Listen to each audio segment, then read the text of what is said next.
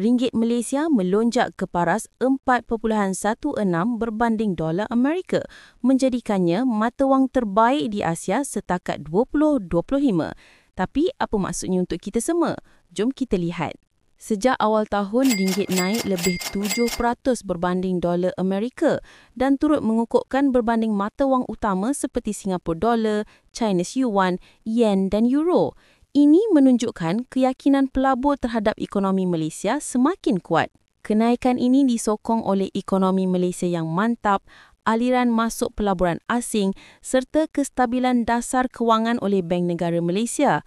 Ringgit kini menyesuaikan diri mengikut sistem kadar pertukaran fleksibel, jadi ia boleh naik atau turun berdasarkan faktor global dan domestik. BNM mengekalkan kadar faedah semasa sambil menunggu data KDNK suku ketiga 2025.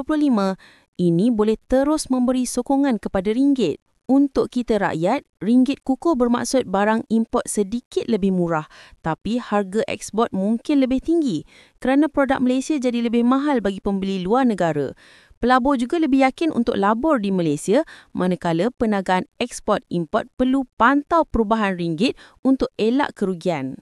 Ringgit yang kuat mencerminkan fundamental ekonomi yang sihat dan dasar yang mantap, tetapi kita tetap perlu berhati-hati dengan kos sara hidup.